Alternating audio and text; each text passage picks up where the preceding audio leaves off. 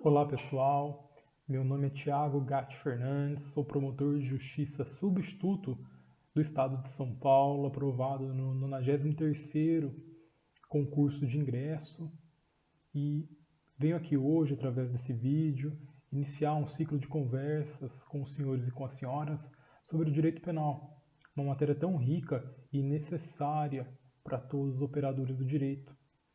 Pretendo, nessas conversas, abordar os temas mais importantes da parte geral do direito penal brasileiro, do nosso estatuto repressivo, e com isso trazer uma certa reflexão para aqueles que já têm conhecimento e um pouco de aprendizado para aqueles que ainda procuram compreender essa matéria tão importante e tão necessária para todos aqueles que pretendem ou operam o direito no Brasil. Eu gostaria de começar com o conceito de direito penal. O conceito de direito penal, dentre vários que eu encontrei, eu trouxe aqui o conceito do doutrinador e também promotor Kleber Masson, que define o direito penal como conjunto de princípios e regras destinados ao combate ao crime e à contravenção penal mediante a imposição de uma sanção. O direito penal, ele trata-se de ramo do direito público por ser composto de regras indisponíveis e obrigatoriamente impostas a todos. Trata-se aí de uma ciência valorativa, porque estabelece a sua própria escala de valores. Finalista, uma vez que se preocupa com a proteção de bens jurídicos fundamentais. E o direito penal também é fragmentário, pois não tutela todos os valores ou interesses, mas somente os mais importantes. Depois de conceito, eu acredito ser importante tratar nesse início de conversa sobre a criminalização primária e secundária, sobre a diferença entre elas, tratando-se a criminalização primária, o ato ou o efeito de sancionar uma lei primária material que incrimina ou permite a punição de determinadas pessoas. Para além da criminalização primária, nós temos a criminalização secundária, que está voltada ao processo, à ação punitiva exercida sobre pessoas concretas. Interessante trazer aqui, minimamente, o debate que o doutrinador Zaffaroni insere quando se fala em criminalização secundária, pois ele atribui duas características à criminalização secundária: a seletividade das condutas e a vulnerabilidade das pessoas que a lei estaria voltada à aplicação. Após essa diferenciação em criminalização primária e secundária, nós podemos falar das funções do direito penal, as finalidades. Primeiro, o direito penal se trata de um instrumento de proteção de bens jurídicos fundamentais, a vida, incolumidade física, saúde, dentre outros tantos. O direito penal também se insere como instrumento de controle social, ou seja, de controle da sociedade, controle da ação dos indivíduos em prol da sociedade. Também se insere o direito penal como uma garantia, ou seja, aqueles que praticam um fato determinado, quando fazem, já sabem que aquilo configura um crime ou uma contravenção penal e qual a pena a ser aplicada no caso de infringência daquela norma. Ou seja, já se tem uma previsibilidade e uma garantia, pois não se pode, posteriormente a um fato, criminalizá-lo e também sancioná-lo para efeitos pretéritos.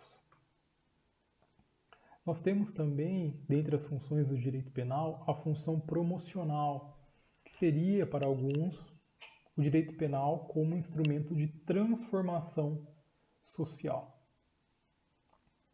Há também a função simbólica do direito penal, que seria uma análise mais crítica do nosso estatuto repressivo. Aqueles que mencionam essa função simbólica dizem que, na verdade, o direito penal ele não produz efeitos externos, mas somente na mente dos governadores e dos cidadãos. Ou seja, quanto aos governadores, acarretaria a nós e a eles, melhor dizendo, a sensação de terem feito algo para a proteção da paz pública, enquanto, para nós cidadãos, proporcionaria a falsa impressão de que o problema da criminalidade se encontra sob o controle das autoridades através do direito penal.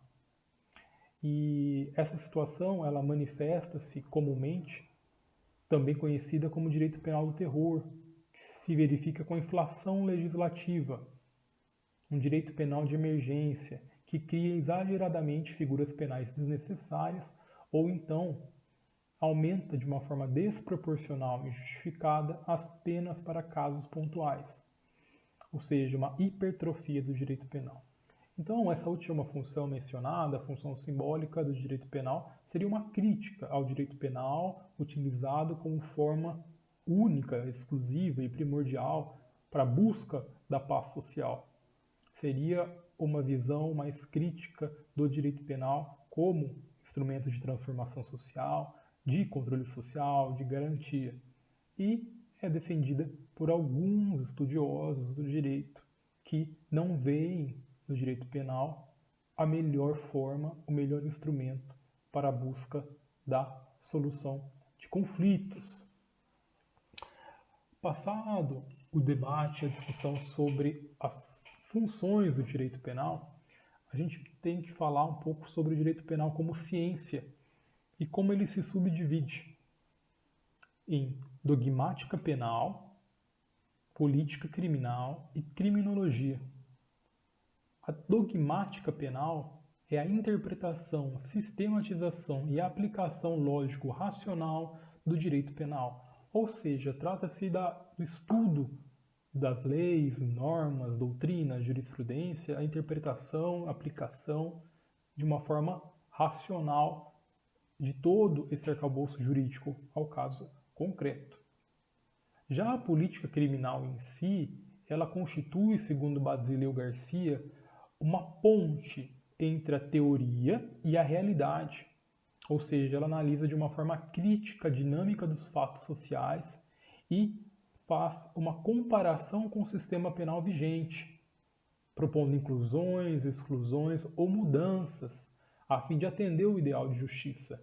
Então, não se analisa pela política criminal apenas a norma, a lei, a jurisprudência. Alia-se a esta análise a realidade social, que muitas vezes exige alteração, modificação de uma norma penal anterior, para que sim haja o ideal de justiça, que se alcance esse ideal de justiça. E ainda nós temos a criminologia, que ocupa-se do estudo do crime, da pessoa do infrator, da vítima e do controle social. A criminologia ela aborda cientificamente os fatores que podem conduzir o homem ao delito. Enquanto o direito penal é uma disciplina normativa que declara o dever ser, o que deve ser feito, já a criminologia é uma ciência empírica, uma ciência da experiência, que estuda o que é, como é a nossa sociedade. Dentre os vários conceitos e também especificações do direito penal, eu achei interessante trazer aqui a denominação direito penal local. Porque, como se sabe, o nosso país, diferentemente dos Estados Unidos, por exemplo, a criação de normas penais é função primordial da União Federal. Mas quando a gente pensa nisso no Brasil, a gente entende a União Federal como produtora exclusiva da lei penal. Mas nós temos a possibilidade no Brasil do direito penal local.